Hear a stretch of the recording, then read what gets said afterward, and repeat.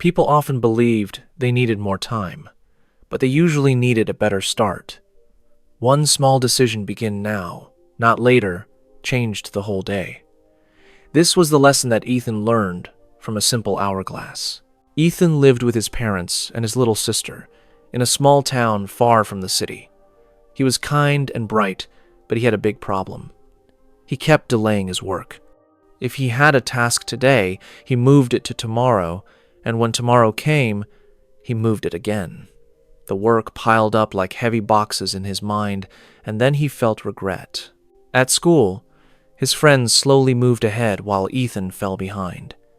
His father tried to push him. His mother tried to plan with him, but nothing changed. Finally, Ethan's grandfather, who was known in the town for his calm and wise words, decided to help in his own way.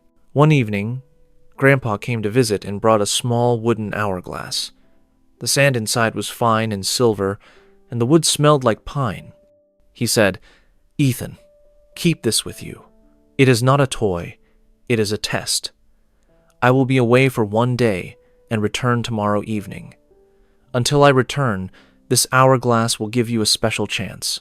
Ethan looked confused. "What kind of chance?" Grandpa smiled. "This glass does not stop time, and it does not add hours. It only helps you begin. When you turn it over, it runs for 30 minutes. If you start a task before the sand runs out, your mind will feel lighter and your body will follow. If you wait, the sand will rest, and your chance will pass for that task. You may use it all day, but I will take it back tomorrow evening. Use it well." Ethan felt excited. He thought, "This is perfect. I can finish many things. I have all day tomorrow." He planned to start in the morning and then relaxed. It was already late, so he ate, watched a show, and went to bed. Morning came, and with it, easy excuses. "There's time until evening," he told himself. He scrolled on his phone. He watched a video about productivity and felt smart, though he had not done anything yet. He ate breakfast slowly and said, "I will begin after tea." After tea, he yawned and lay down for a moment. The moment became an hour, and the hour became many. When he woke up, the light outside was already turning gold. Panic rushed in. He grabbed the hourglass and shook it. The sand still looked ready to flow, but his time, the one day, was almost gone. He jumped up to start his homework, but the room felt messy, so he decided to quickly clean his desk first. The pencil box spilled, the drawers stuck, a stack of old papers fell. Every small delay made the hour feel heavier. He kept telling himself, just a second,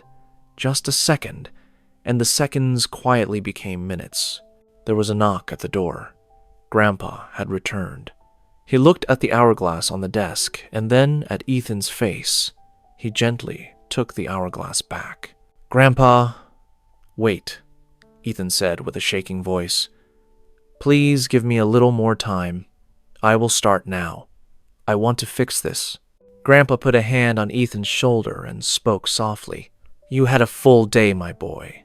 The glass did not hide from you, and neither did the sun. You thought you needed more time, but you only needed to begin. We cannot keep this test any longer. This is your lesson." Ethan lowered his head. He felt the truth in Grandpa's words. He had wasted a day on small delays and soft promises. A task that would take 30 minutes did not get done in 24 hours. He had lost a simple chance by waiting for a perfect moment that never came. After a long silence, Ethan said, "I understand. I don't want to live like this. Please tell me what to do now." Grandpa nodded. "Do not hate yourself for yesterday. Learn from it. Use a simple rule from now on. If a task takes under 30 minutes, do it before the next hour ends. If a task is bigger, split it until a piece fits the rule. And when you feel the old habit calling, turn a timer and begin the first minute. Starting is lighter than waiting." That night, Ethan wrote one sentence on a sticky note and pressed it to his wall. 30 minutes now.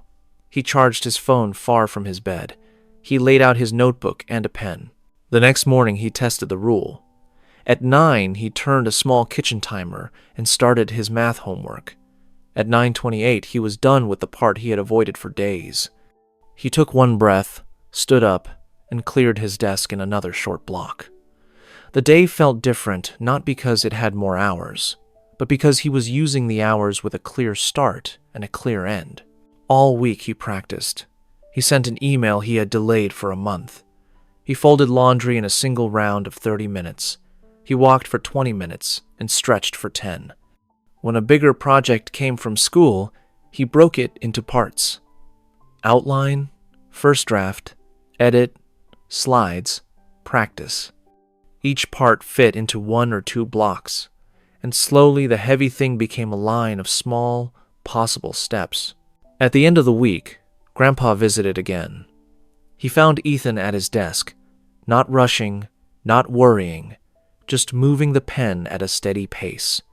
"How did it go?" Grandpa asked. Ethan smiled. The hourglass was never magic.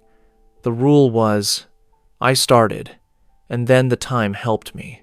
Grandpa laughed softly. Then you have learned the real lesson. Time does not wait for us, but it works with those who begin. If you like this story, give it a thumbs up, comment below on what you learned, and share it to inspire others. See you in the next story.